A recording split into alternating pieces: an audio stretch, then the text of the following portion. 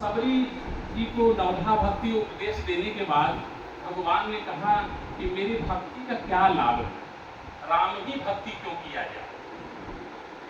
मम दर्शन फल परम अनुपा, जीव पाई निज सहज स्वरूपा। मेरे दर्शन का, मेरे भक्ति का सबसे बड़ा लाभ यही है कि जीव सहज स्वरूप में हो जाता है। अब मैं कहना चाहता हूँ सहज स्वरूप क्या है। हम सहज स्वरूप में नहीं, जो हम अपीयरेंसेज आर ऑलवेज डिसेप्टिव, जो हम दिखाई पड़ते वह है नहीं। क्यों? क्योंकि माँ के जब गर्भ में जीव आया था और जो 7वां 8वें महीने के समय जब असीमित पीड़ा हो रही थी, कष्ट हो रही थी, तो उसने भगवान से प्रार्थना किया, प्रभु इस नर्क से मुझे बाहर करिए और बाहर में आऊंगा तो आपका सिर्फ भजन करूंगा, गुणगान करूंगा। भगवान तो भक्त वत्सल हैं, कृपालु हैं, दयालु हैं।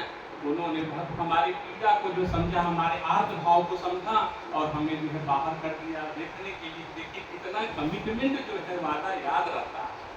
और बाहर आने के बाद बच्चा 1 साल 2 साल 3 साल 4 साल का होता, तब तक तो बहुत सारी चीजें याद रखती हैं, क्योंकि उसका आचरण व्यवहार भी देवत्व जैसा होता है, देवता तुल्य होता है। लेकिन जैसे जैसे उम्र बढ़ने लगता है तो भूमि पराभा ढाबर पानी जल जीवन माया लपटानी।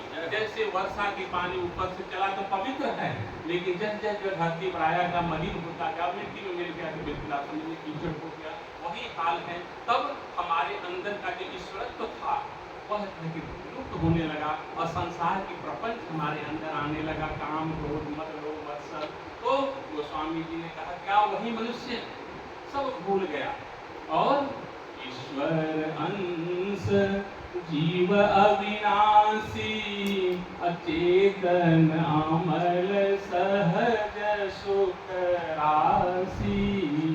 सो माया बस भयो गोसाई, अबधो पीर मरकट की नाई। हम तो परमात्म स्वरूप हैं, शाश्वत हैं, लेकिन क्या स्थिति हुई? माया के प्रपंच के कारण जो है बंदर भालू तोता बन करके जंजीर में या पिंजरे में फंस गए। तो यह जीवन का लक्ष्य नहीं है। गोस्वामी जी कह रहे हैं यह जो शरीर मिला है किस उद्देश्य से मिला है, यहाँ हम आए हैं किस लिए आए? हम मुक्त होने के लिए। कल मैं कहा था कि मुक्ति का 2 तरीका है। एक तो चाहते हैं कि संसार से उब गए तो भगवान की कृपा ऐसी हो जाए, ऐसी जो है साधना करिए कि आवागमन के बंधन से मुक्त होकर के उनके बगल में जाकर बैठिए, और नहीं तो कृतज्ञता का बोझ। संसार में रहिए, live in this world but the world should not live in you. संसार में रहिए लेकिन संसार आपके अंदर न रहे। तो यह स्थिति वहां पर हो जाए, यह होगा कैसे? क्योंकि आप तुरंत बता दीजिएगा, हमको कोई दिक्कत नहीं, तुरंत ये सब बात। इसलिए आप याद करो उत्तरकांड का 43वां और 44वां जो है कि दोहा के अंतर्गत की जो अंदर की जो है पंक्तियां हैं, जहाँ पर भगवान अपने श्रीमुख से कहते हैं कि बड़े भाग्य मानुष तन पावा, असुर दुर्लभ सब गंते गावा। साधन धाम मोक्ष कर द्वारा, अपाइन तेहि परलोक सवारा। 84 लाख योनियों में चक्कर काटने के बाद यह भगवान की कारण करुणा हो गई कि यह शरीर मिला। फिरत सदा माया कर प्रेरा, अकाल कब स्वभाव गुण घेरा। कबहु के कर करुणा नर देई, अदेत ईश बिनु हेतु सनेही। जैसे बच्चा जो है कोई अच्छा परफॉर्म करता है तो प्रसन्न होकर टॉफी दे देते हैं या पेन खा कर दे देते हैं, बेटा लो। वही हाल है, 84 लाख चक्कर आपने लगाया, हम आप लगाए और इस पर मूल्यांकन किया, गधा योनि दिया गया क्योंकि बहुत अच्छा से काम अपना किया। गधा में रहते हुए कुत्ता था लेकिन मालिक के प्रति कितना वफादार था, अपने कर्तव्य का निर्वहन किया और सब मूल्यांकन में कहा अब मनुष्य शरीर इसको दे दिया जाएगा तो वहां पर कुछ हमारे कार्यों को कर आएगा। भगवान का तो कोई कार्य ही नहीं है। हमारे आदर्शों पर चलेगा और अच्छा किया कि इसको फिर हम हमेशा हमेशा के लिए मुक्त कर देंगे, या इससे भी बढ़िया दिव्य शरीर दे देंगे अगले जन्म में। और यहाँ आने के बाद हम लोग क्या हो जाते हैं, अननेसेसरी और अनवांटेड एक्टिविटीज में ऐसा व्यक्ति लीन हो जाता है कि मूल स्वरूप को भूल गया।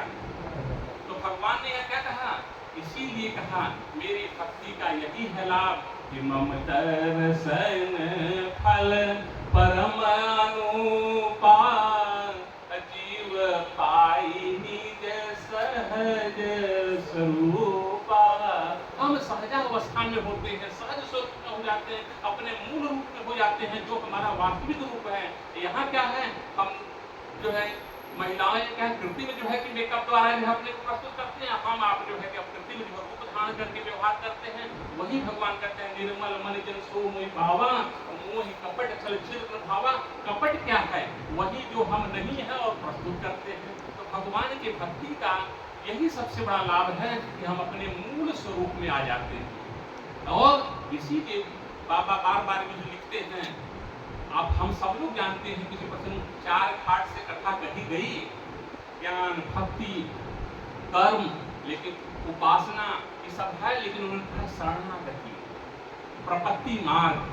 इसलिए बार बार अपने मन को कहते हैं, स्वीकारते हैं कि इतने सुंदर इतने बढ़िया अच्छे भगवान के पाने के बाद भी अगर आप अपने जो है गति नहीं सुधार लिए तो इस आपसे दुर्भाग्यशाली कोई है नहीं। इसीलिए बाबा बाद में कहते हैं समापन की तरफ, विश्राम की तरफ कि कलिकाल न साधन दूजा